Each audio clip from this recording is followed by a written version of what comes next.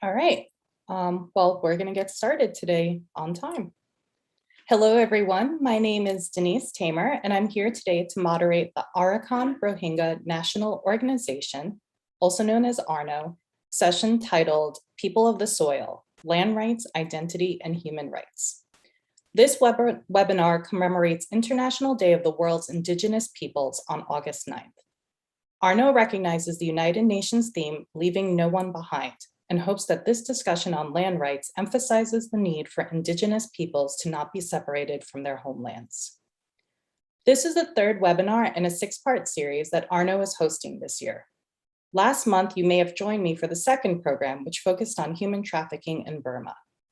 That video recording can be found on the ARNO YouTube page and soon to the ARNO website. This program will also be recorded and posted on the ARNO YouTube page, as well as the website. ARNO is grateful to all their supporters, the Holocaust Resource Center at Kean University, the Holocaust and Genocide Studies MA program at Kean University, International Association of Genocide Scholars, the Common Good Foundation, A Contrario ICL, and the Human Rights Institute at Kean University. For our program today, we have a diverse set of speakers who come from different backgrounds who are experts in the area of Indigenous rights. Their expertise is further informed by the fact that they're from the communities that they will discuss, and therefore can speak to us firsthand about some of these issues. We will hear from Dr. Emmanuel Eenekwechi, who is the chair of the preparatory body of the Congress of Nations and States, Maira Aisaeva, who is a member of the preparatory body of the Congress of Nations and States, and Dr. Habib Ullah, who is part of both ARNO and the CNS preparatory body. But first, we will hear from India Reid Bowers, who is a lawyer and the founder and director of the International Organization for Self-Determination and Equality. For our process today, our 4 speakers will each speak for 10 to 15 minutes each, and then we'll open the floor for questions. Please keep yourselves muted for the entire process and your videos off. Please leave questions in the chat box, and I will ask them to the speakers when it's time for questions, when everyone is finished. So with that, I'm going to hand it over to India. India, would you like to get us started and set the stage? Hello, and thank you so much for inviting me here to be with you all today. My name is India Reid Bowers. I'm an independent freelance consultant in international law of Indigenous rights and rights such as women's rights and right to decolonization and historical and criminal justice. I founded the NGO, as mentioned, International Organization for Self-Determination and Equality in 2013 after moving to Sweden and Sápmi for a love relationship at the time. And the indigenous Sami region spans 4 states, Sweden, Finland, Norway, and Russia of the European Arctic North. I'm currently speaking to you from France, and I was born in the United States and have been living and working with Indigenous movements alongside Indigenous activists around the world for 25 years.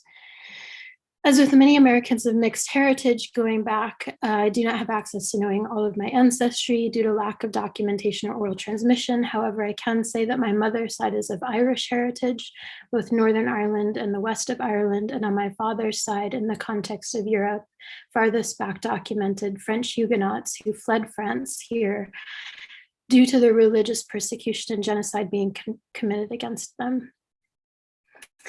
Addressing the topic provided to me to cover of Indigenous peoples and land rights in Europe, one first must consider who are the Indigenous peoples of Europe, and then what is the title label of Indigenous based on, both technically currently, according to Indigenous rights law, and historically in the context of original peoples in a territory and politics around colonialism and decolonization, state building or kingdoms, and finally, in the scope of what is in the world in real lived reality and self-determination.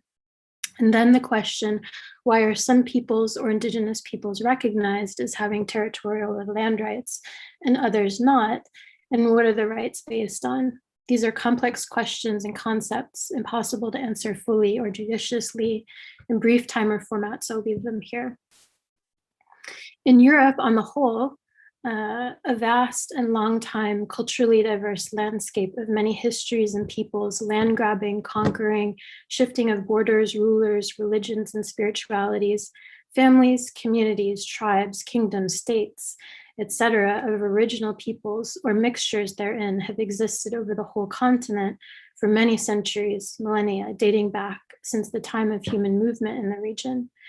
There are many peoples in Europe who seek greater territorial and or political territorial autonomy or identity, but they do not necessarily do so through indigenous identity, despite being original to the land in question ancestrally, nor do they claim indigenous labeling as such.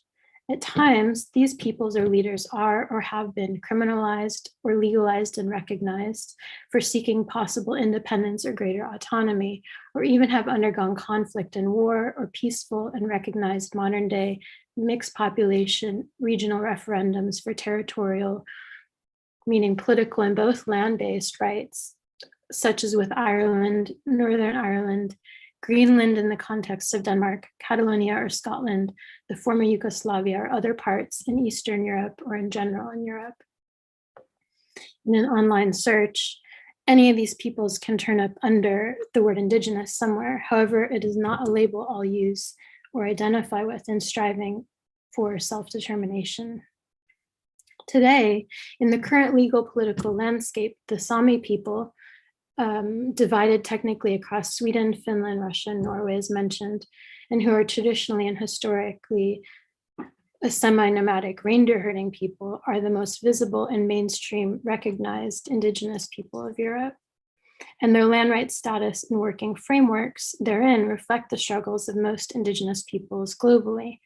Sami land rights issues also reflect those of indigenous peoples globally due to the unresolved nature of the contiguous land-based colonialism of the colonizing kingdoms and states, along with the brutal expansion of external religion, in this case Christianity, hand in hand that came with that, still currently facing a lack of real redress therein or political and territorial self-determined reorganizing as restitution. In essence, as elsewhere for indigenous peoples, the indigenous peoples of Europe were left out of the formalized process of the UN decolonization procedures in the decolonization era.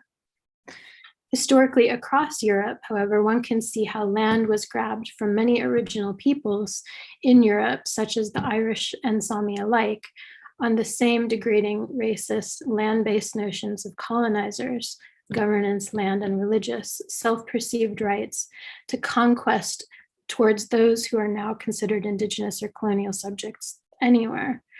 For example, similar practices were committed through the British colonizing discourses against the subsistence-based Irish tribes, and the notion that tribal Irish land use for subsistence lifeways and herding was thus vacant or ignorantly wasted and therefore justifiable to colonize and use for British colonial agriculture authority economic gain control settlement.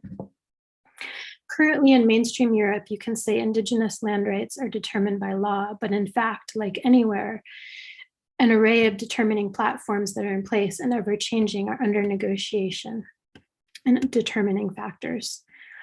The Sami people live divided under the four states and their political and legal regimes, as mentioned. However, the region Sapmi, equating conceptually and socially to the traditional Sami reindeer grazing land of the Sami, spans all of these areas and exists as a unifying formation both socially and functionally. The potential of this unity can perhaps be viewed by states as a growing force to be reckoned with, such as through negotiations like for the draft or current Nordic Sami Convention proceedings. This convention is to be a Sami and state negotiated rights-based treaty and serve as an umbrella of rights for the Sami and spanning the region across the state borders. Similarly, Arctic-wide indigenous movements also hold influence collectively in other negotiations. At the same time, without the convention in place especially, there's legally no formally demarcated or Sami managed overall Sapmi region, like there are at times reservations, autonomous regions, or demarcated areas for indigenous peoples in other parts of the world. This lack has been state designed and a foundational problem in many land rights issues for the Sami, including but not limited to still having to prove historical use of areas in land rights cases and disputes.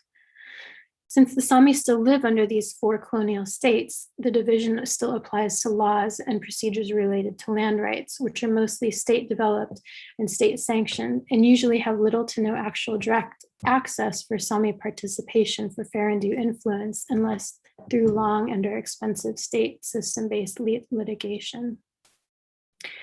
In Sweden, the Sami are treated as by the state as indigenous and formally as a national minority, and in Norway and Finland as an indigenous people in the state constitutions. Currently, a small percentage still practice reindeer herding, and it is usually managed as formally structured by the state by reindeer herding communities. Each community is a legal entity, including a land area with use rights, and economic structure, and Sami members who are mostly families historically herding reindeer in the same areas. Around half of the land in Sweden is involved in reindeer herding on both state and private land, non-Sami owned lands.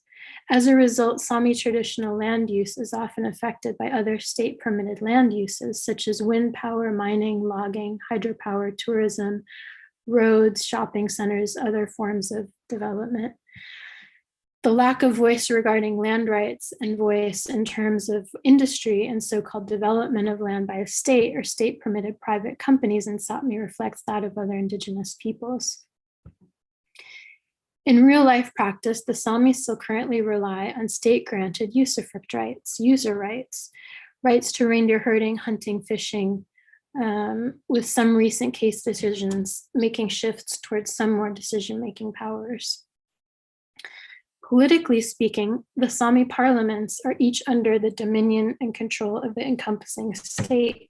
Essentially, these parliaments are slated monies from the state for things like meetings, programs for language, culture, staff, but they have no real judiciary system or other powers or legal system or taxing, etc. And of course, in Sapmi, as with most indigenous peoples who are colonized, the Sami have never undergone formal decolonization, as mentioned.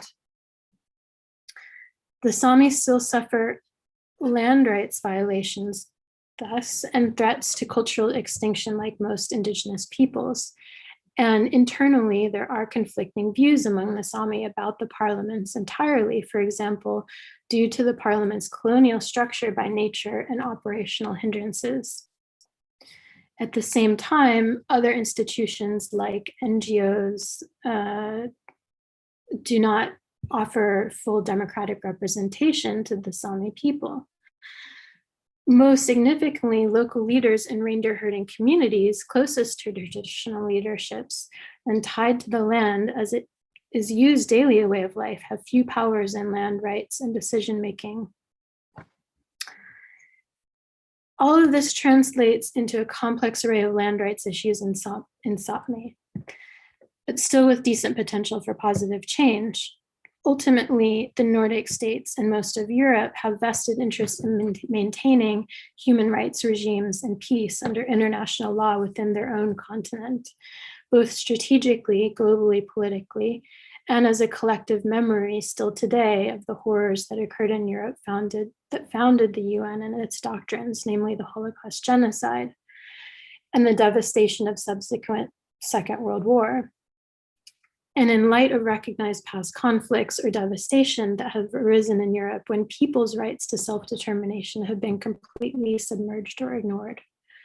So far, Sami persistence is making changes in Sami land rights on certain foots in certain cases, while it remains a concerning question mostly for the people, importantly, living the daily, more subsistence-dependent Sami lifestyles, and also for those living caught within or in the middle of loss or conflict. Is the change happening fast enough or not? Regarding other peoples or self-identifying peoples, indigenous peoples of Europe and the Sami and around the world, in practical terms, currently it is oftentimes duly the extent of the goodwill or the overarching intentions of the encompassing or influencing states or industries that in part determines the pathways to and outcomes for land rights, especially where pertaining to territorial rights, land rights with self-determination, and the importance of negotiations and mediation, if possible, is very significant. If there's enough goodwill, it can minimize loss and time that other pathways may carry with them. Thank you. Thank you very much, India. As a reminder to our audience, we're going to be taking questions after all the panelists speak. So please do put your questions in the Q&A if you're joining us on Zoom. And I'm going to now hand the floor over to Emmanuel. You're on mute. The phrase of 2020. Okay, thank you. My name is Emmanuel Eenekwechi. I hope everybody can hear me clearly. I'm originally from Nigeria, from the part of Nigeria that was called Eastern region of Nigeria. Eventually became an independent state for about 30 months before it was overrun by Nigeria. I'm a retired professor of psychology, and I'm taking my good time relaxing in my son's house in New York. So I'm just going to talk to you a little bit about the problem that we have in Biafra. In Nigeria, I usually refer to it as Nigeria Biafra. For those who don't know the terrain or who don't know what that place looks like, I'm going to give you a brief history before I get into the problems that exist there.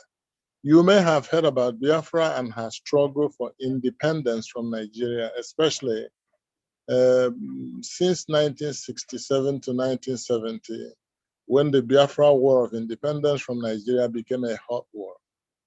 For a quick geographical location, Biafra is located in the southeastern part of Nigeria. It comprises a few nations, including Igbo, Efik, Ibibio, Ijo, in a contiguous territory in which they have lived, intermarried, and governed themselves for centuries before they were conquered and colonized by the British, who in 1900 yoked them together with other nations in the west and north of them into what they called the Protectorate of Northern Nigeria and the Protectorate of Southern Nigeria. The western part of Nigeria is made up of several nations that spoke Yoruba as their main language. And the east had three main languages, Igbo, Efik, and Ijo. The north was made up of more than 100 nations and spoke Hausa language as their main language. The two most prominent nations there were the Hausa Fulani and the Hausa and the Fulani. Politically, the Easterners, or the people we now call Biafrans, practiced direct and representative democracy. They did not have kings, but elected their leaders based on their individual standing and accomplishments in the community. So these were, highly democratic. This was a highly democratic society for centuries. The leaders governed on the strength of the mandate given them or given to them by the community and were promptly removed if the community determined that they were no longer living up to expectation. Sovereignty belonged to the people, not to the leaders. Now look at the northern part of Nigeria. The North practiced an extreme form of dictatorship where the emir was divinely crowned to rule over the people. The emir and his aristocrats had the power of life and death over their subjects and governed with an iron fist in what was essentially a feudal system. The West, on the other hand, practiced a hybrid of democracy and dictatorship. They had kings known as Oba, who exercised power and authority, but shared it with elected citizens. They could be dethroned by the citizens if they stepped out of the boundaries of their authorities. So you can see right away that Nigeria is made up of three really very divergent political systems.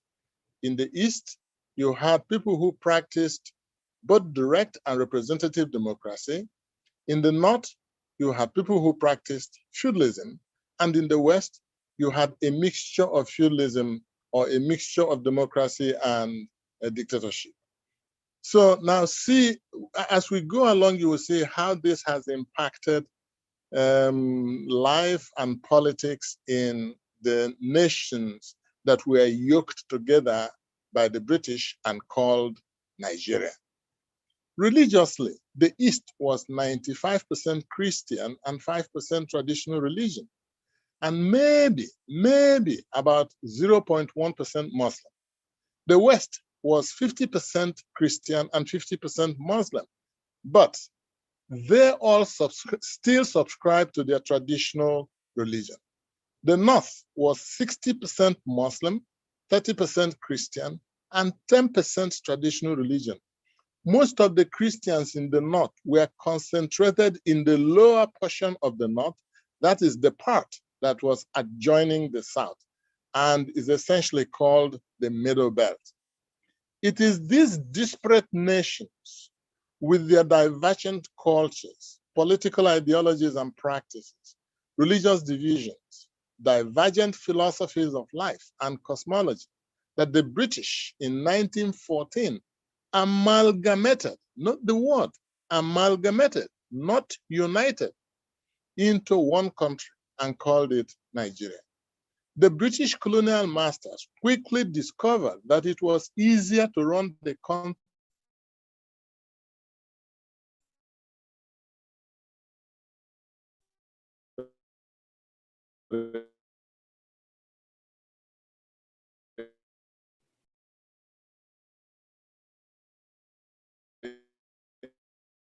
Emmanuel, I think we lost you. Maybe you can turn off your video to help the stream.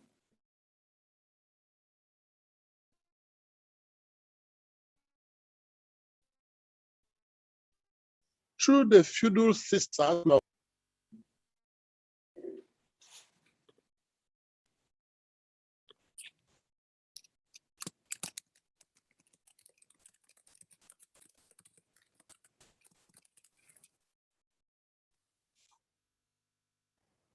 Hello, can you hear me now? Yes, we can hear you. I said, let me go back a little bit and say, it is these disparate nations with their divergent cultures, political ideologies and practices, religious divisions, divergent philosophies of life and cosmology that the British in 1914 amalgamated. And I underline the word amalgamated because they didn't say united, they didn't unite the country, just yoked them together into one country, which is called Nigeria. So the British colonial masters quickly discovered that it was easier to run the country through the feudal system in the North than the democratic system in the South. They also found that the South was economically more viable than the North, and that informed their decision to amalgamate the North and the South so they could use the process of the vibrant economy in the South to administer the economically unviable North. In a moment of honesty, the British colonial administrator, Frederick Lugar, who superintended the amalgamation, stated, quote, "The North and the South are like oil and water. They will never mix," end quote. The founding fathers of Nigeria, Dr. Nnamdi Azikiwe from the East, Chief Obafemi Awolowo from the West, Ahmadu Bello from the North, Alhaji Abubakar Tafawa Balewa from the North, who became Nigeria's prime minister at independence, all believed and articulated the same belief about the unworkability of Nigeria as a country. Chief Awolowo called it a mere geographical expression. Nnamdi Azikiwe said that it was better for us to separate and go our separate ways in peace rather than in pieces. Yet the British, using all manner of intrigues, subterfuges, and manipulations, maintained the charade of one Nigeria until she granted Nigeria flag independence. It rigged the census data to favor the North, rigged elections to keep the North in power permanently, and carried a campaign of calumny against the peoples of the South, especially the East, who it characterized as rebellious, rabble-rousing, and uppity. As the British were leaving Nigeria in 1960 at independence, they ensured that the mass of the Nigerian military was firmly in the hands of the North, so that in cases of obviously anticipated conflicts, the North will use the military to crush any rebellion. It did not take long before conflicts, which could be dealt with politically, led to violent military assaults and harvests of death. In 1961, the federal government of Nigeria, under Alhaji Tafawa Balewa as the prime minister, unleashed the Nigerian army on the Tiv, a Christian nation in the Middle Belt, for refusing to support the political candidate chosen by the Sokoto Caliphate in the north. In the just concluded federal election, thousands of unarmed civilians were slaughtered by military for no just reason. Some army officers from the east refused to participate in killing unarmed civilians, pointing out that it was illegal to carry out such an order. In 1965, the federal government of Alhaji Tafawa Balewa again planned to unleash the Nigerian military on the Yoruba in the west for refusing to support the candidate picked for them by the Hausa Fulani oligarchs in the north. There was serious resistance in the west as the people took up arms to defend themselves. The result was an orgy of violence that lasted several months. On January 15, 1966, a group of army officers from all parts of the country overthrew the federal government of Nigeria in a bloody coup. Most of the officers who led the coup were from the east. The coup was celebrated by masses all over the country, but it did not take long before the Hausa Fulani oligarchs turned the tables and dubbed it an Igbo coup. Soon, they organized one of the worst pogroms in the history of African peoples. Nigerians all over the country fell on the people of Eastern region, killing, raping, maiming, burning people, destroying everything that belonged to anyone from Eastern Nigeria living in any other part of Nigeria. Men, women, and children were slaughtered and burned alive. Women were raped and then eviscerated. Pregnant women were first raped, then disemboweled, the baby torn out and kicked like soccer ball before being beheaded. The level of barbarism was mind-boggling. This lasted from May 29th to the end of October 1966. All Easterners in every part of Nigeria were forced to seek refuge only in Eastern region where their safety was guaranteed by the governor of the region, Colonel C. Odomegwu Ojukwu. It is estimated that about 100,000 people were slaughtered like that in northern Nigeria alone, and over 2.5 million people ran away from other parts of Nigeria to the eastern region where they sought refuge, and the eastern region, which is their homeland. The military head of the Nigerian government, Colonel Yakubu Gowon, insisted that the only condition on which Nigerians will stop killing Easterners was if the North was guaranteed the freedom to secede from Nigeria. After some haggling, Colonel Ojukwu from the East agreed for the North to secede from Nigeria. The British quickly intervened and convinced Gowon, who was the leader of the northern Nigeria, that since the North was once again in control of the government, it would be an error for them to secede. Because of the haste with which they edited the speech the head of Nigerian government gave, they forgot to eliminate a key sentence in the speech, which read, quote, "Taking all things into consideration, political as well as social, the basis for unity in Nigeria does not exist," end quote. Several other attempts at reconciliation failed, and on May 30, 1967, on the mandate of the people of Eastern region through their representatives, the Council of Chiefs and Elders and the Consultative Assembly of the 20 provinces in Eastern Nigeria, the governor of Eastern region of Nigeria, Lieutenant Colonel Odomegwu Ojukwu, declared the independent state of Biafra. On July 6, 1967, the Nigerian head of state, Colonel Yakubu Gowon, now a general, declared a genocidal war on the state and people of Biafra. The war dragged on for 30 months, during which time Britain and the then USSR, massively supplied Nigeria with the most sophisticated weapons. It has been estimated that the weapons supplied to Nigeria by these two countries alone was more than all the weapons used in the Vietnam and Korean wars combined.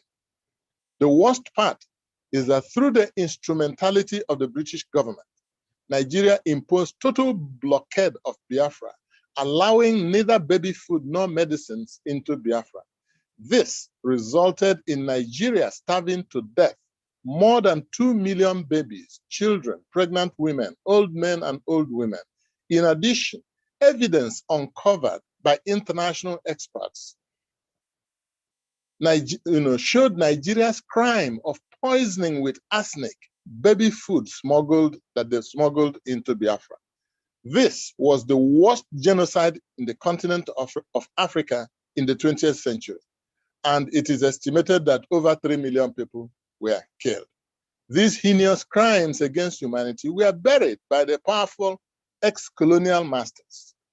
As the war ended, the government of Nigeria seized all monies Biafrans had in their bank accounts and gave a flat rate of £20 to anyone who could prove that they had an account in the bank. Thus, the government of Nigeria effectively stole hundreds of millions of pounds belonging to Biafrans in an unprecedented act of state robbery.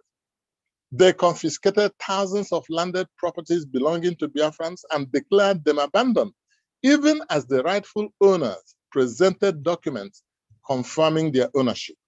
Realizing that Biafrans had no money, the federal government sold off government-owned corporations and businesses, most of which were built by Easterners, to Hausa Fulani and Yoruba, and the Yoruba, one Nigeria loyalists, for pittance, and then gave them federal loans, most of which were never paid back to to make the purchases. The Nigerian government implemented other policies designed not only to impoverish Biafrans permanently, but to watch them die slow, miserable death. Finally, the Nigerian government decided to strike at the heart of what made Biafrans who they are, their respect of private property. And this is where it becomes really, really dangerous. The Nigerian government, by military decree,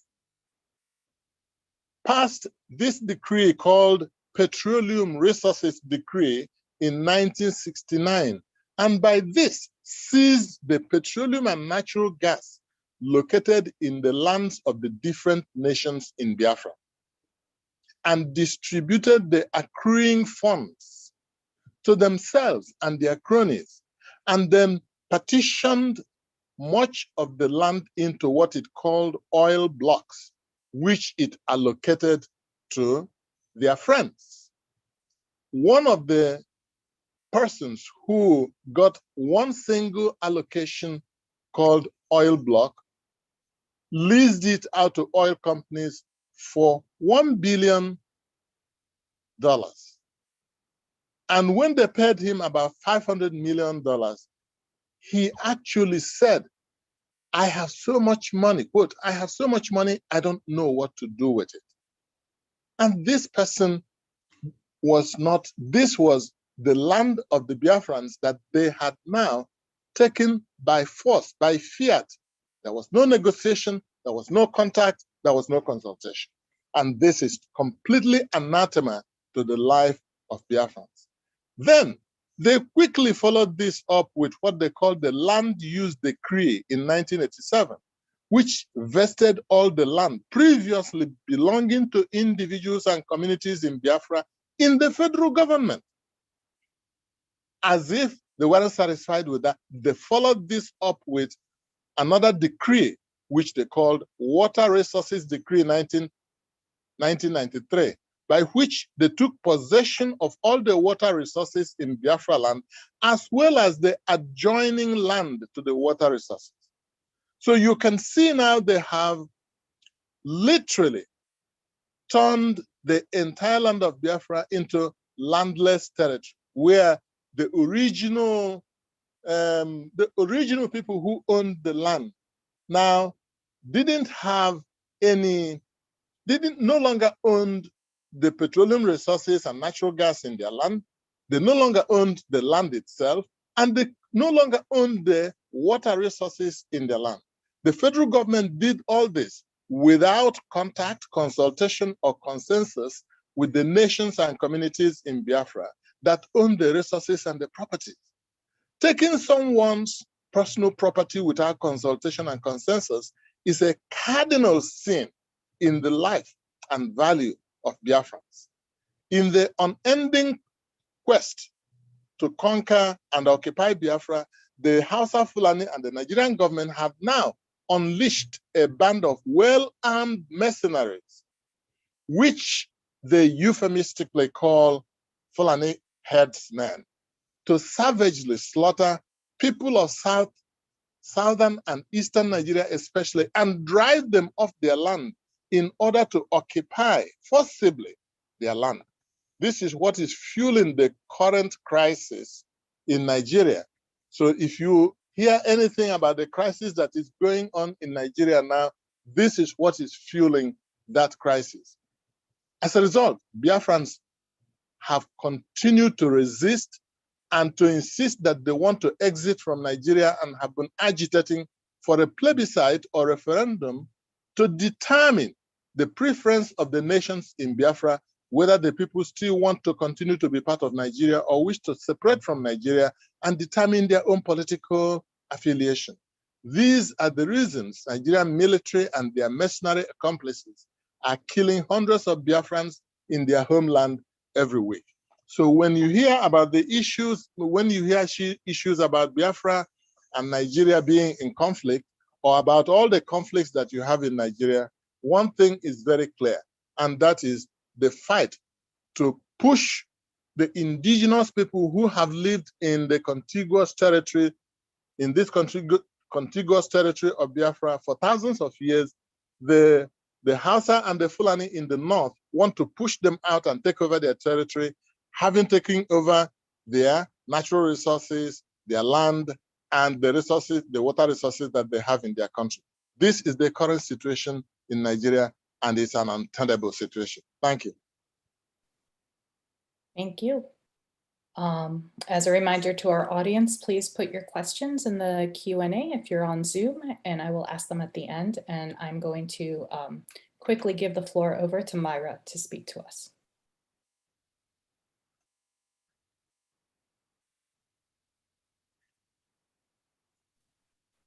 Oh, hi, everyone. Thank you very much, Deniz, for having me. Right, so my name is Maira and I'm Uyghur. I'm based in London, and I'm the chair of the UK Uyghur Community Charity, and I'm a preparatory member of the Congress of Nations and States. So I'm not sure how much you know about Uyghurs, but I just want to say that human rights issues nowadays have become like a trend for many states to discuss or raise. However, as we witnessed, no actions have been taken to settle the issue. So many indigenous people are still surviving regimes, atrocities, losing their thousands of people. They're just becoming witnesses. So Uyghurs people are one of them. So just a brief history. So where we're coming from.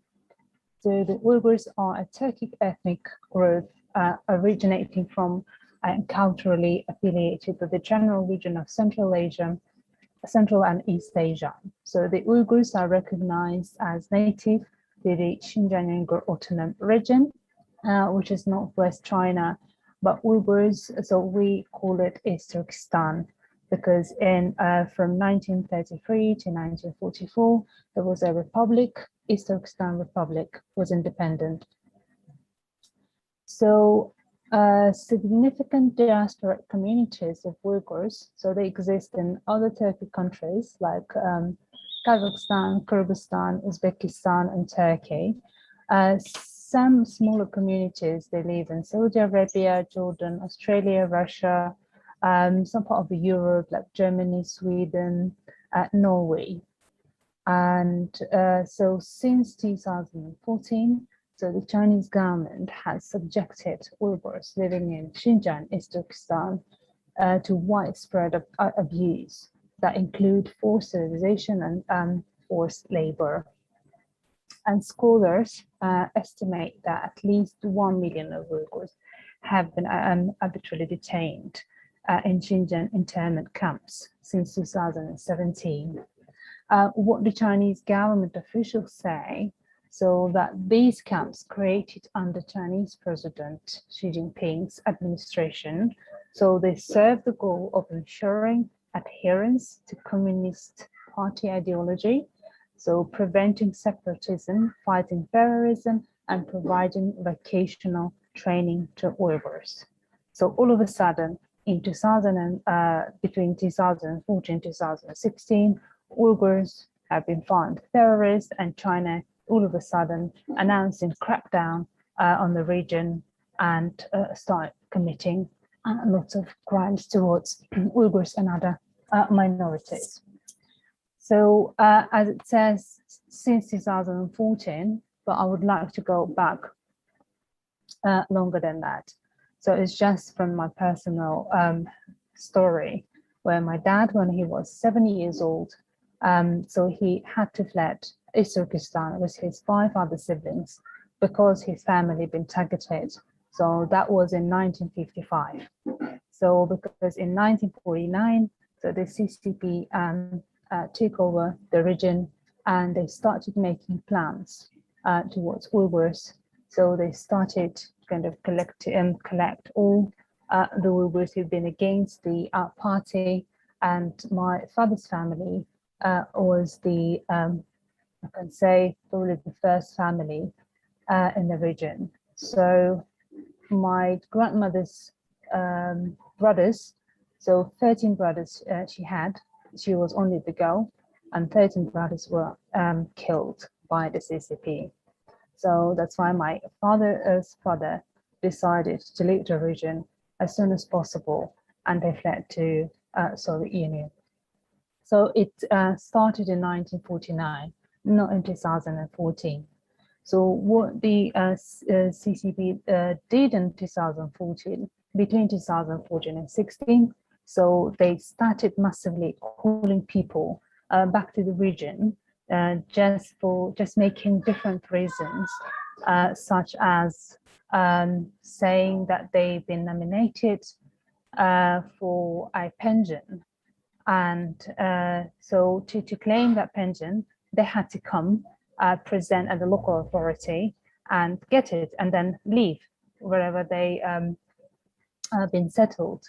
So people, you know, for the worker who's spent all his life and doing, you know, teaching, so that opportunity just could have been missed. And many people went back, and all of a sudden they found themselves locked in the room, questioned, so where were they coming from, what they were doing in that country, what activities, and through the and messages. So all the phones, all the social media were targeted for those people who were coming back home. And once, so they've been locked, they've been taken either to prison, either to concentration camps. They call it internment camps, but there was no difference between prison and those camps, although they were saying that the purpose was to train people. So in camps, so people are subject to torture and so torture, mass gang rape, so and main urban housing comes from the camps. Health production, so women are sterilized in camps, so by giving pills or injection of any contraceptive pills or medicine. So also they've been given some sort of medication that makes them mentally impaired. So, which means the person, after a certain time, they just don't realize what they were saying, they are saying, and what they're doing, and they agree to. What the Chinese government says is, are trying to, make them to accept, so that people agree to crimes that they never committed. And we always hear that, somebody were detained for 20 years, 25 years, 15 years. And we have many families who are fighting for their loved ones, and they are asking to release them because they're not guilty. They never commit crimes. So what is happening? So after the mass detention started, after they started collecting, they made everyone come, or just made as many people as possible to come back. And then they taken all the identification documents from those people. Then they locked those people in camps. But some people were lucky, and we know as witnesses, they were lucky to get out of that hell, just because they either were citizens of other countries and people were fighting outside, or they've been for other different reasons. But again, just maybe because they were not Uyghurs, there were other nations like Uzbeks or Tatars. But for Uyghurs, it's not possible to get out and to go in. I mean, you can go in, but it's 100%, there is no chance to come back. So after the mass detention, so they started targeted all the Uyghurs families. They identified all the men, and they started taking men from families. Elderly, children, and women were left alone. So and they created a kind of scheme, it calls relatives.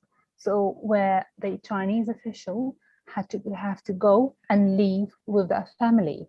So, and 24/7, the Uyghur family, and so has to please that person. So in any ways, so whatever the guest, the relative is asking to do, so you can't say no, because it's considered as you being against the official, and you easily can be taken. You can be taken to the camps. So many, you can imagine that there are families where no men exist. So all the men or father or brother were taken to the camp. So and Chinese official comes to live with the family. So we've heard that many rape cases happened. So the mother, just because the daughter, the children, so the fear that they could be taken, so had to make the men happy, and call them constantly relatives. So each family they received a relative, and later where the high-tech surveillance being brought to the region, so single were targeted by camera on the roads, the gates, the entrances. So as a face recognition system were put in place, and Uyghurs, they know, so the identification that shows that the person is Uyghur, and even they can measure the temperature of the body and measure the level of the anxiety. So if or stress, if on the screen it comes as red, it means that person is very anxious and stressed. And so they pull that person to question. So it's because they think that they might have something to hide, or they're not disclosing anything that the government should know. So everyone, every single Uyghur is under threat. So they're living with threat inside, so they can't just do anything against, because they monitored. They've been, you know, inside the houses there are cameras, and we know from the readers that some people been trying to show the cameras, but they were taking videos just like they've been showing off what they were having at in their places. So that's my friends, for example, sisters or brothers.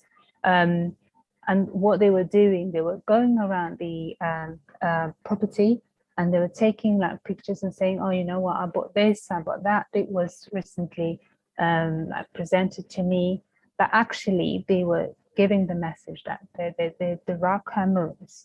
So we just can't freely go outside and come back, because every single step is counted as and monitored. So there is no freedom at all.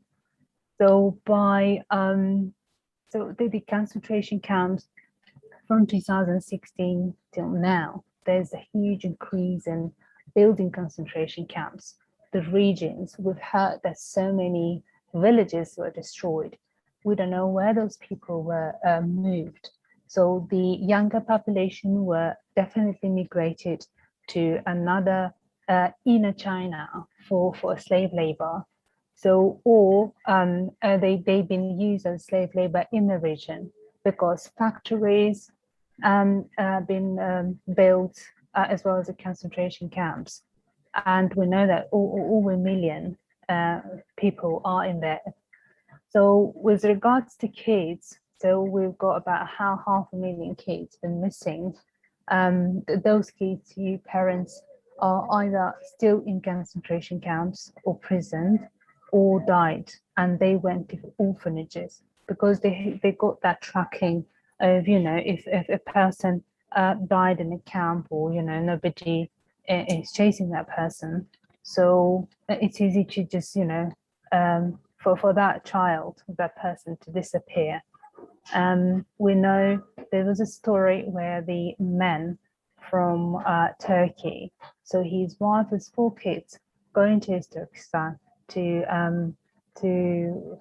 I think that was something relating to the documents, and she couldn't come back. He doesn't know where his wife, he doesn't know where his 4 children, but then all of a sudden he recognizes his child in an orphanage, so where all the Uyghurs children stay, and so then after that he had to disclose his story. He had to tell, you know, that he's been suffering of not knowing where his family was, and until now he doesn't know in what orphanage his child is and what happened to others. So there is 100,000 stories like that, and people, you know, who live in exile. Each family has a story. So with regards to organ harvesting, so it's massively, the massive increase has been noticed, that the organ harvesting coming from the region. So, and mainly, so that the researchers, so the doctors and professors, so who are studying this, so they just are trying to find if those, if that number comes from the camps, because we don't know how many people die in the camp.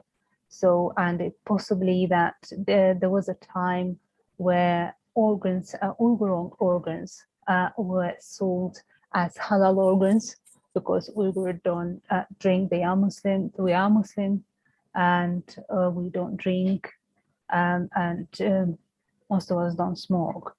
And so it's like Arab countries were targeted where the organs were sold. Obviously that's still under investigation and research, but the fact that the number of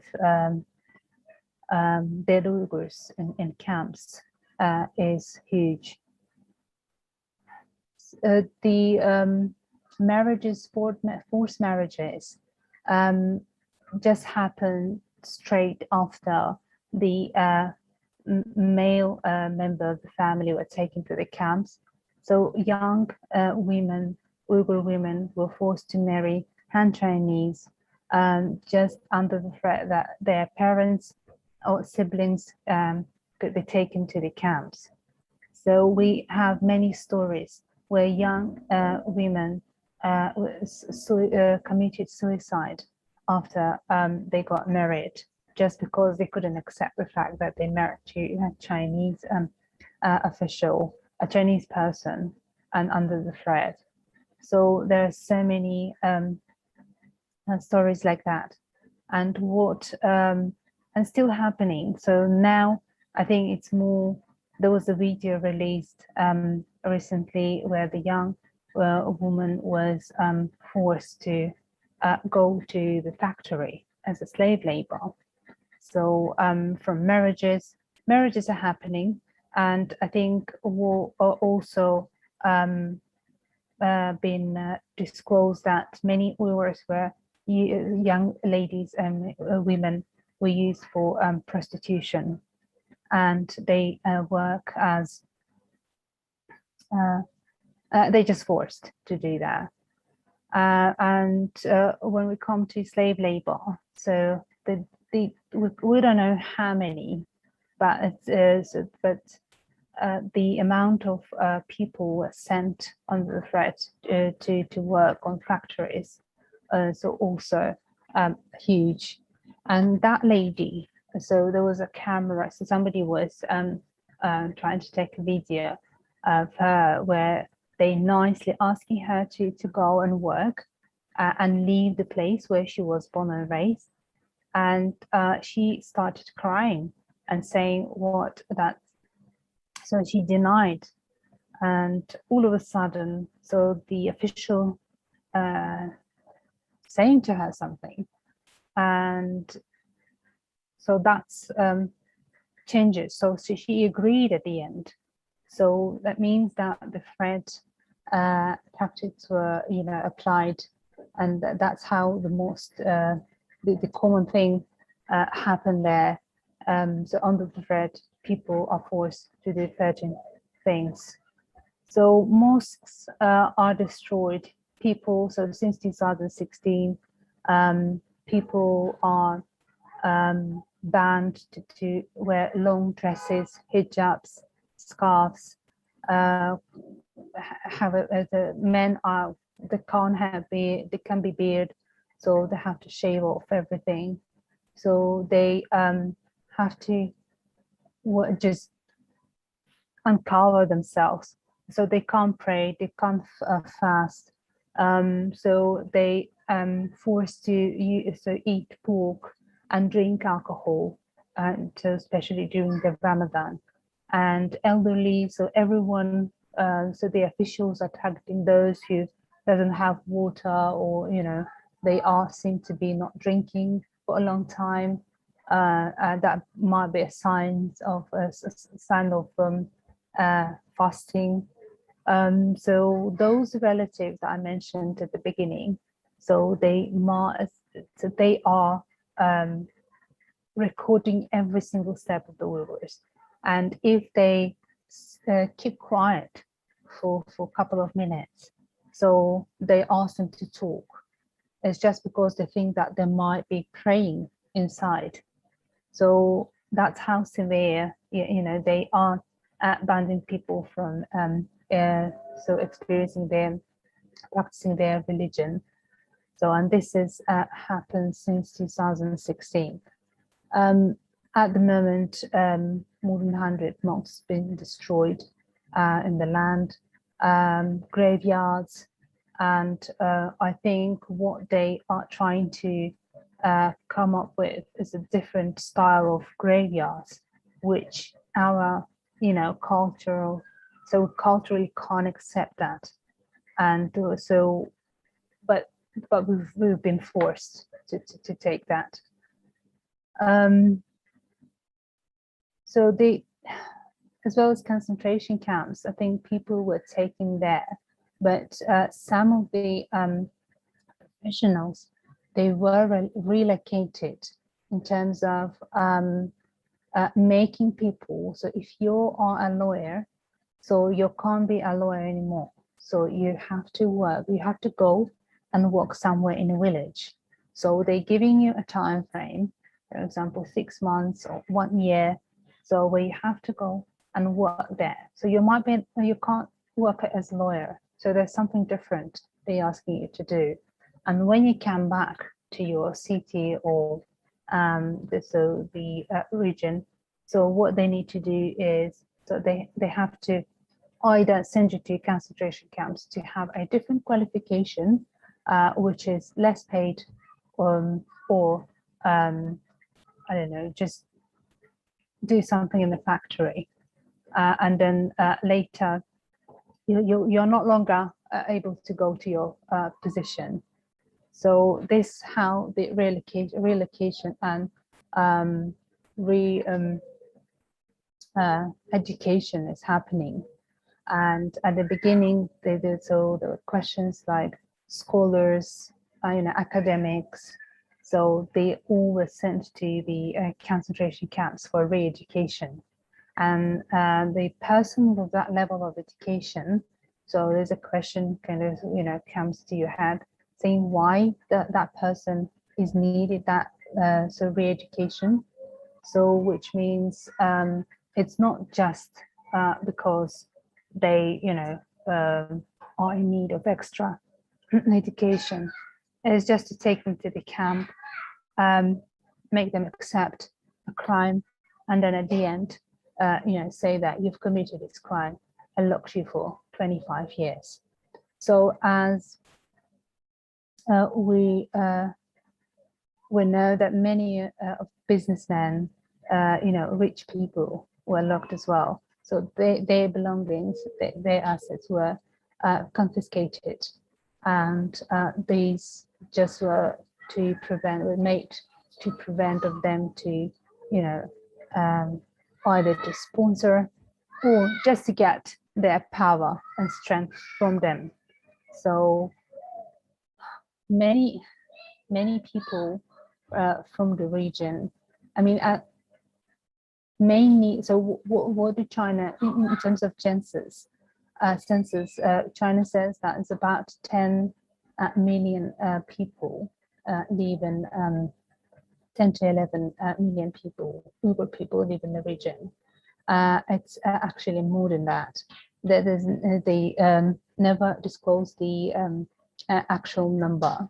And since 2016, I think by the Census report, so we know that the population, the birth rate has dropped from it's more than 50%. It means that the Han Chinese population, it's now dominating.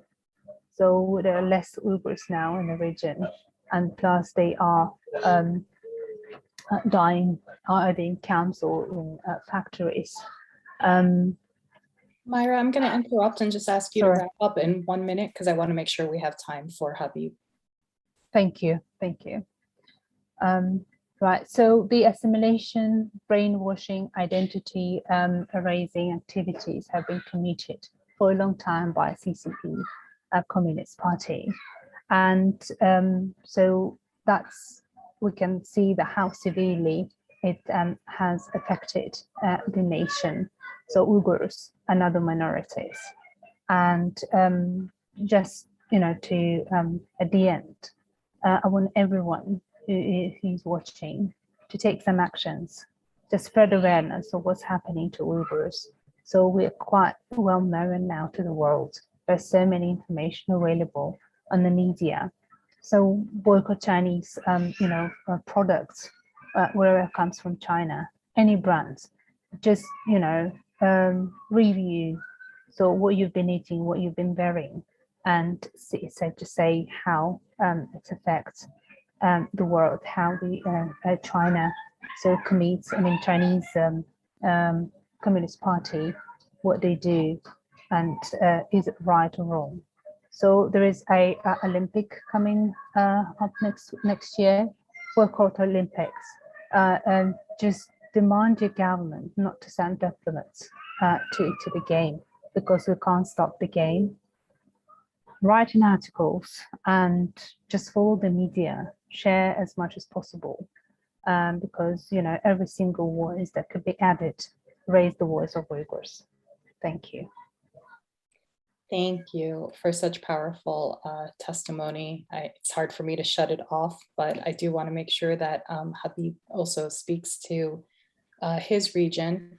And I just a note on timing for our listeners and viewers. We are going to go at least obviously over a little bit. Habib will speak, and then I do want to ask some questions. If you have questions, put them in the chat. And with that, Habib, I'll give that to you. You're on mute. Thank you very much, and thank you all for having me today in this webinar. As we know, August 9, as a result of the United Nations resolution, the world will commemorate the International Day of World's Indigenous People. The day is a reminder of the many issues that indigenous people all over the world are still facing, despite the creation of international instruments like the Genocide Convention and the United Nations Declaration on the rights of indigenous people that exist. As we can see in this webinar today, there are indigenous people from all over the world that are facing issues, and in particular issues related to the land, which is in many cases are criminal acts. So these situations are often looked as disputes, which mischaracterizes the nature of what is really happening. So my name is Dr. Habib Ullah. I'm one of the senior member of Arakan Rohingya National Organization. And I'm a member of Preparatory Body of the Congresses of Nations and States. My talk today is going to focus on the Rohingya people and the challenges to our land rights, which is very important for me to stress that the land rights issue the Rohingya face cannot be separated from the context of genocide, which is continuous against Rohingyas. As most of you knows, after February 1st, 2021, the Tatmadaw, the Burmese military behavior has now been on display for the whole world to see.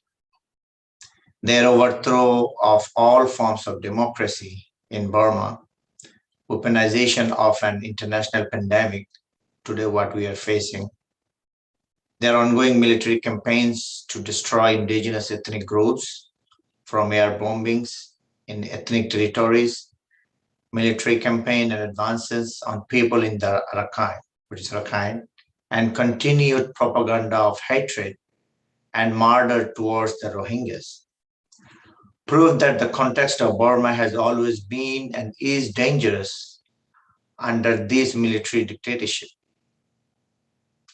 It is important to speak briefly on the history of Rohingyas.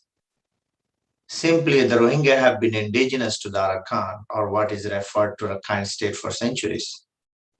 As the chairman of ARNO mentioned in previous webinar on Rohingya history, the Rohingyas were constantly displaced from the Arakan as a result of many invasions by different kings. After Burmese independence, the Rohingya enjoyed a little bit of rights, including citizenship, for a very short period of time. However, by the time the military takes control of the country in 1960s, the situation became quickly untenable for the Rohingyas. This includes the many things that the media already covers: loss of citizenship, human trafficking, gender-based violence such as rape, starvation, lack of access, healthcare, restriction of childbirth and marriage, torture and murder through various means. The Arakan is the traditional homeland of Rohingya people. The name Rohingya means from the Rakhine or Arakan. And our homeland is therefore an important part of our identity. Since 1970s, land confiscation of the Rohingya people have taken place on a great scale. For example, in the last few decades, the military junta has routinely leveled their genocidal action as land clearance operation directed at the Rohingyas, who they label as foreigners, in order to perpetuate the narrative that we are not from the Arakan. So these land clearance operations, which have taken place in 3 different waves, have been extremely violent. Military junta rapes women, burns people, including children, to death, and burns villages to the ground.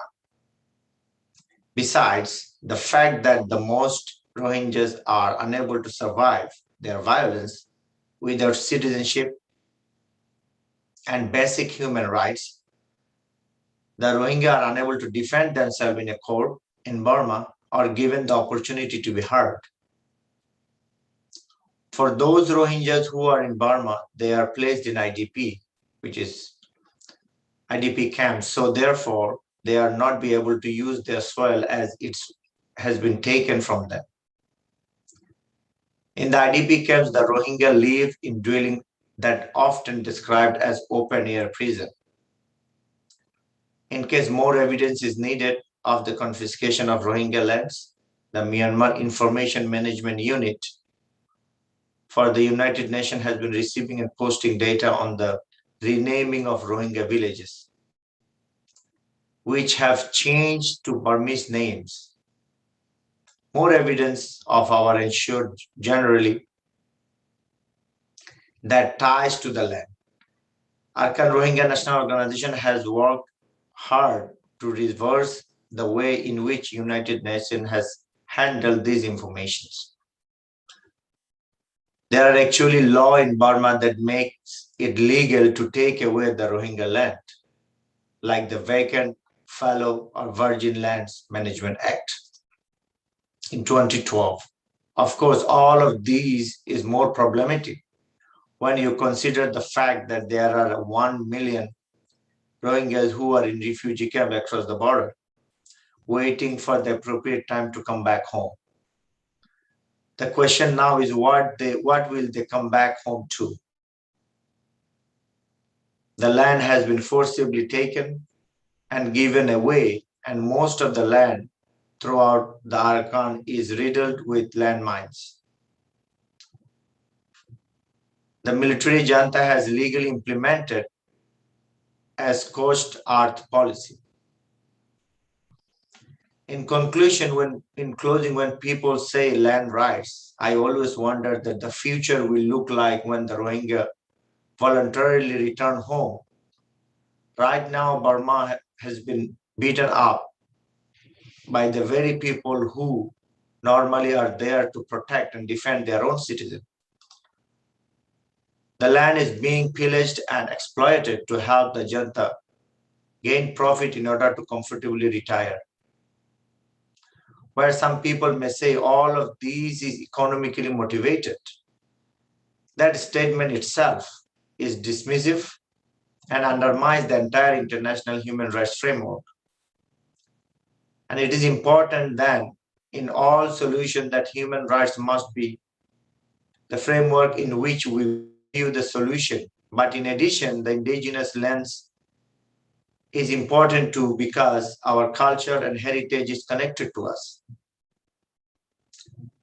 The Rohingya have always been characterized as stateless people or people nowhere. It is important for everyone who is watching and listening to remember we are people of the soil and people of Arakan. Thank you very much for your time. Thank you. Thank you, everyone.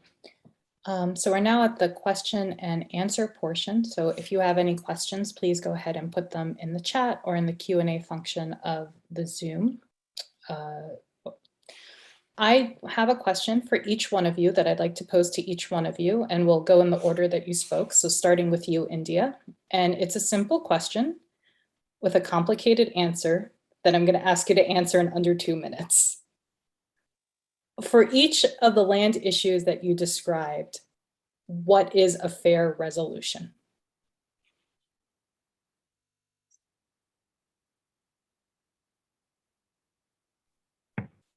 I mean, I guess the first question is if it would be within the you mean the outcome or the way to the outcome within the systems that already exist, or I mean my own, if I were advising with that question, revamping the whole approach to the land rights issues.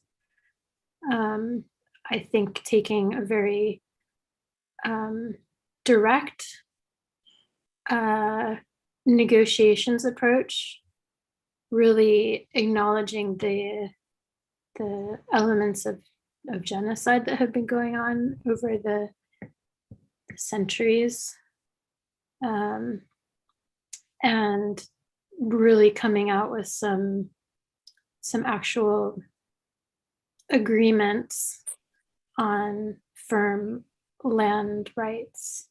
That's hard to do, of course. I mean, it's hard for people to even get into a meeting. If we're talking about Sami, for example, the Sami, you have the Sami parliaments, but there are not even Sami seats in for example, the Swedish government. It ends there. So just getting them into a meeting, and sometimes that means like using the EU or, and then you have these big expensive litigations, which do make steps, but in increments. And I just think the time lost is very valuable also. So, I mean, I tend to be pretty straightforward. I would just, get through the door and say, look, this needs to stop. We need to figure out like, what are the property rights here, the land rights, and how to change the actual structure of the whole approach. I don't know if that's the answer you're looking for, but it's an open question with open answers. What's at the root of everything? What's the root cause, the root issue, and the structure that keeps sort of like gaslighting people into these different avenues that allows kind of this subtle or not so subtle colonialism to continue over time. Maybe eventually the goal is reached that was sort of the written target goal, but if it's in that process, the colonialism has continued and say the lived culture is lost, or, so that's, yeah, I don't know if that's what you're thinking of, but. I'm posing the question because I think it's interesting how each one of you would answer it. So let me go to Emmanuel. Are you still with us? Yes, I am. And what do you think? How, in your situation, what would be a fair resolution, and how do you achieve it in under 2 minutes? I think that one of the key things is to recognize the fact that indigenous populations that have lived in a particular environment for thousands of years own the land, and they reserve the right to own that land.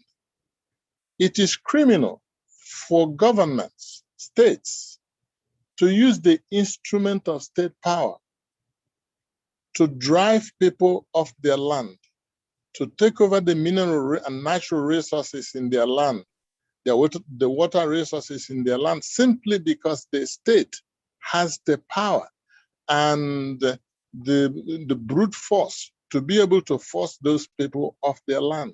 Somebody has to stand up and say, that is not right. I remember, I think it was in the 1990s, that somebody wanted to push the people of Kuwait out of their country and take over their land.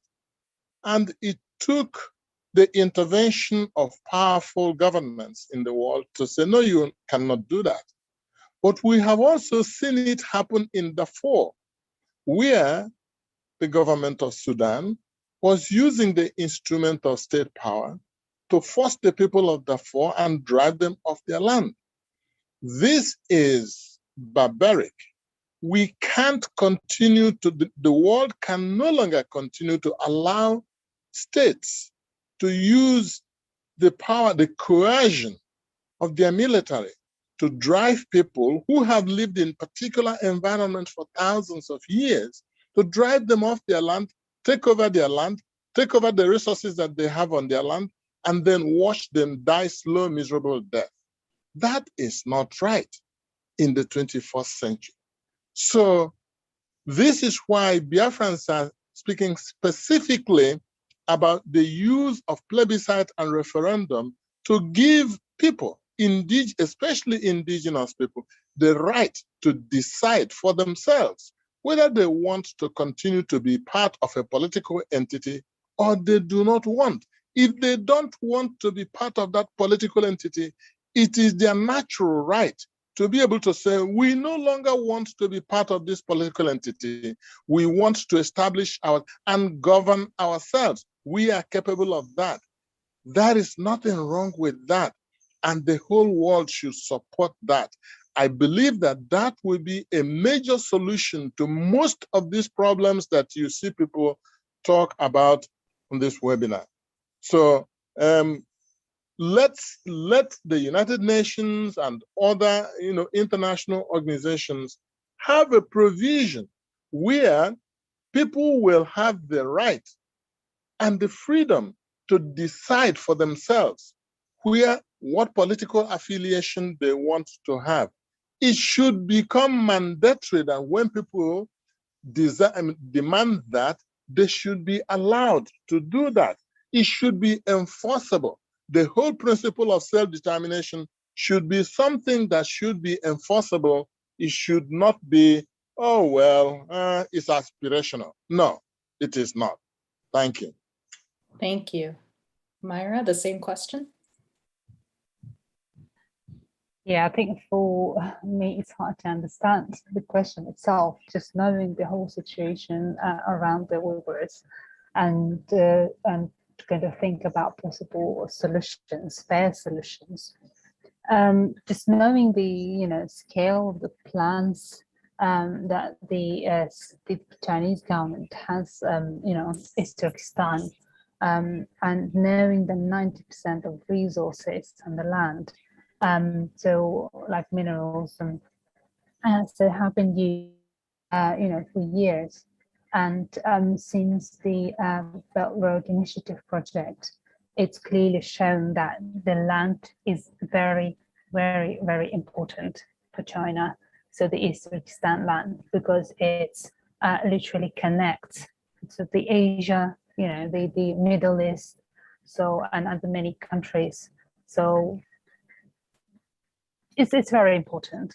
So, and just kind of think about solution, it's hard. So we could say if Uyghurs with other minorities would have a conflict over the land, so where the state can be called and kind of regulate the situation, but here is the state, the perpetrator. And so at this particular moment, we don't know how, what solutions can be found. So for the land to be, free of the regime. But from another hand, so we think that, the international, field, so the countries, other states, if they recognize genocide, and if they firmly stay, for Uyghurs, stand for Uyghurs. So I think that's there will be a position where the perpetrator can't stay with the victim, and then so the land had to be, given back to the victim. That's my personal opinion, and I think that's the solution. If there are states, who are so recognize genocide and stop it, because through the United States as United Nations, so the China has got a veto, so we can't go through that road. The criminal, so the international criminal justice, the China is not there, so we can't just make, appeal against China. So we just need to rely, on other states who are going to support us, who are going to join other states who already, recognize genocide. That's probably the solution. There is no other way I can think of. Might be the fair solution for the land. Thank you. Habib? You're on mute. Sorry. Yeah, for the case of Rohingya, what the people in border who flee Rohingya refugees in the border country. So the only solution of the land issue is let them go back where they belong. The landscape, what the military has been destroyed, it has to get back where it was. That is the only solution. So if the people, over 1 million people in the refugee camp, when the time comes, they voluntarily repatriated to their place, and they have to go back to the place that they born and raised. And the choice has to be theirs. It's not the perpetrators or the government direct them where they will be. It has to be the people who live and who wants to go back and has to go back to their place where they're born and raised. That is the only solution about the land issues. And I think there are no other solution, no other ways to resolve these land issues, because the entire landscape has been altered and it has been given, and using different reasons, it has been given away, and it has to get back to this old and original landscape. That is the only solution that to resolve these land issues, not only Rohingya, but in other ethnic community, other indigenous community, the Karen and Kachin and other community, they are also in some IDPs. So to resolve the land issues in overall, including Arakan and other ethnic areas, the only solution I could say has to go back where they're born and raised. And they will decide the right of self-determination has to be in practice. Thank you very much. I'm hearing a few themes in all your answers, which is some sort of representation is important. That probably requires some change in political will, whether that comes from international pressure or from the citizens of a nation towards the indigenous population. So those are a few things. And the other major theme that a couple of you touched on is the longer this goes on, the harder it is to come to an equitable, fair solution, not even because it's hard to just give back land 100 years later, for example, but also because you've lost so much cultural knowledge and cultural ties to the land and to each other as a group. So it kind of goes back to what you started with, India, which is we need to do this now, whatever the solution is. Sooner is better. You're always going to get a fairer solution sooner. I'm going to ask one more question. I know we're super over time, but this is purely moderator's privilege. What I am curious about, and I don't know if any of you know the answer, is with climate change. So it seems to me that a lot of the indigenous groups that would really be in danger of not being part of a nation, the modern nation state system that we've set up, it seems like migrating groups, roaming groups, people who would generally follow animal migration, or they would follow vegetation from season to season, they're the ones that are most easily left out because they didn't just sort of sit in one area and just defend a land. they walked all around the land. As we have climate change changing so much of the land, are we seeing a difference in what these indigenous groups are asking for? Are they asking for roaming rights? Are they asking for the land that their ancestors traditionally roamed, that maybe the animals are no longer there for? Are they asking for some sort of conservation laws to protect that land? Do we have any sense of the impact of climate change with these type of groups?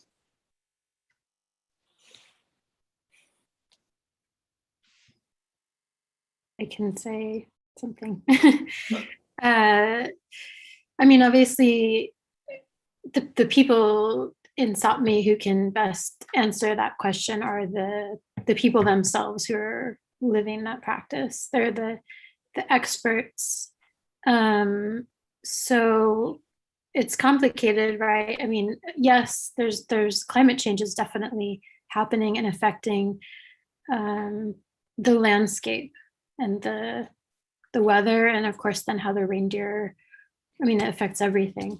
So I actually don't really know. I mean, it's a good question, and I don't know that I can really like do it justice to answer, because I think it's like a kind of a new question. I mean, there's also the problem, and this has been something I've been thinking about for a long time, like years. There is also the issue of, right, like the land shifts also. I mean, we have climate change, and then there's also just the natural earth that is like constantly in change. And so yes, if people are migratory or following with the animals or something in nature, there needs to be room for that to always flux where the land rights and to be in motion and movement. Of course, people want traditional territories, but of course, if the landscape is changing just to survive, all of the environmental elements and people together to survive, that what's expected as territory needs to be able to shift also. So yeah, it's an ongoing question, and of course there are details to how climate change is affecting people and the nature and the reindeer and the landscape, everything. One of the best things I think that can happen is that the people who are living the lifestyle are treated as scientific experts themselves, evidence analyses, things like that, and not just, academic, like not just outsiders who are peering in from this another starting point and coming in and doing research, but that the people themselves are actually treated as the experts in documenting how climate change and addressing how climate change is affecting everything. So yeah. I just want to make, a quick comment on that, because it is part of the reason that, part of the excuse that comes when you look at the situation in Nigeria, where the Hausa Fulani in the north are using climate change as an excuse to take over land that belongs to other people, land on which other people have lived for thousands of years. In Nigeria, for example, we have had a relationship with the Fulani who are herders, cattle herders. And in the eastern part of the country where we are farmers, east and west and the middle belt of the country. Now, there may be a little bit of the climate change thing in the north, but the land is so vast, and arable land and land for grazing is so much that climate change is not affecting it. But it is now, what is happening now is that the government the federal government is using that as an excuse to impose on the people in the southern part of the country, to impose on them that the herders have a right to take over their land. And you can see how the government using the instrument of power is already taking over the land portioned out the land into what it calls oil blocks, which has nothing to do with cattle herding, and distributed the oil blocks to their cronies.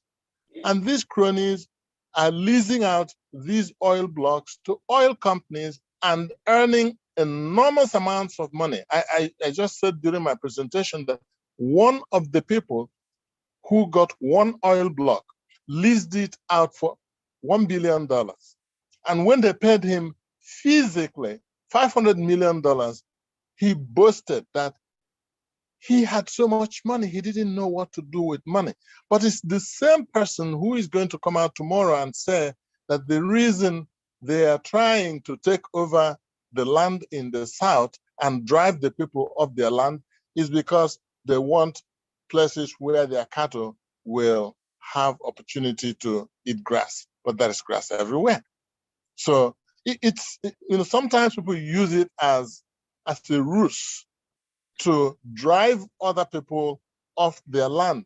And we have to get this very clear in our mind.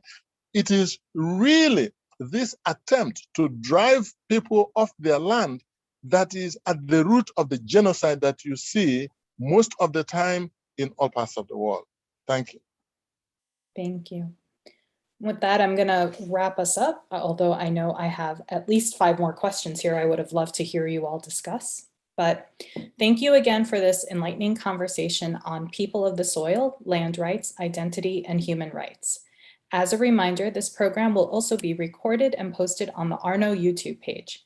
I would like to again thank ARNO's supporters, the Holocaust Resource Center at Kean University, the Holocaust and Genocide Studies MA program at Kean University, International Association of Genocide Scholars, the Common Good Foundation, A Contrario ICL, and the Human Rights Institute at Kean University.